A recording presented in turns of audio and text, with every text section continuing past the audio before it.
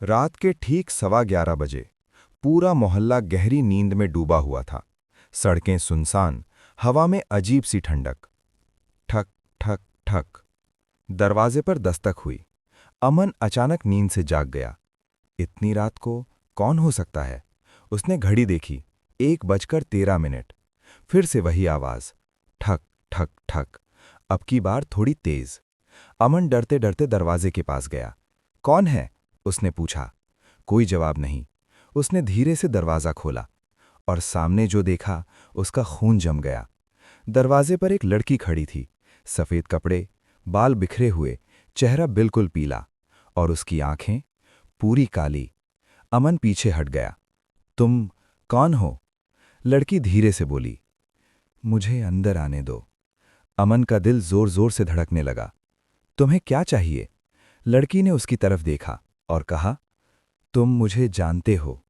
अमन हैरान हो गया। नहीं, मैं तुम्हें नहीं जानता। लड़की मुस्कुराई, एक डरावनी मुस्कान।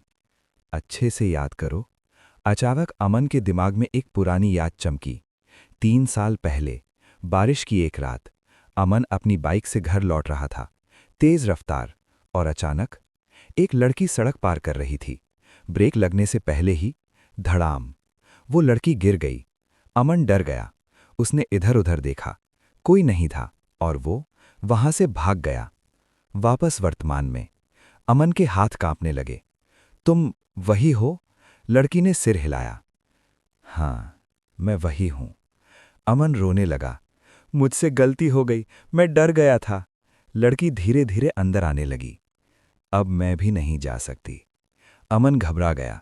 मत आओ अंदर। लेकिन दरवाजा अपने आप बंद हो गया और लड़की घर के अंदर आ चुकी थी। अचानक कमरे की लाइट्स झपकने लगी। हवा तेज हो गई। लड़की की आवाज बदल गई। तुमने मुझे मरने के लिए छोड़ दिया।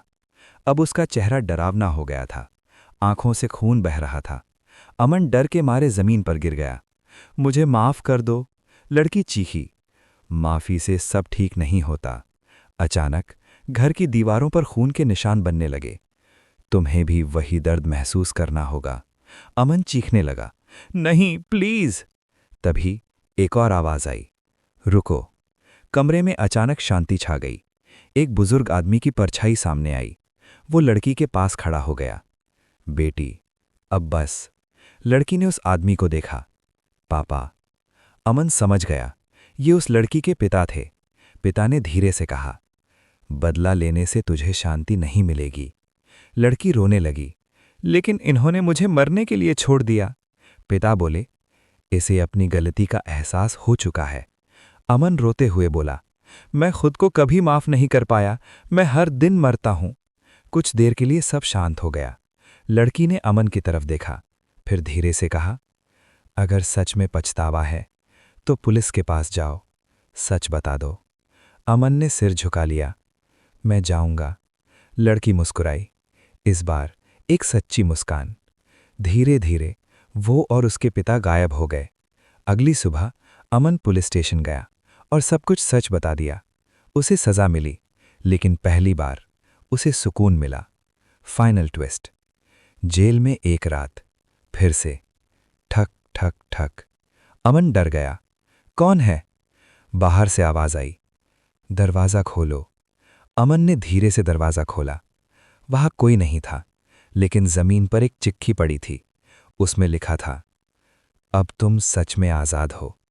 और नीचे एक लड़की की मुस्कुराती हुई तस्वीर थी।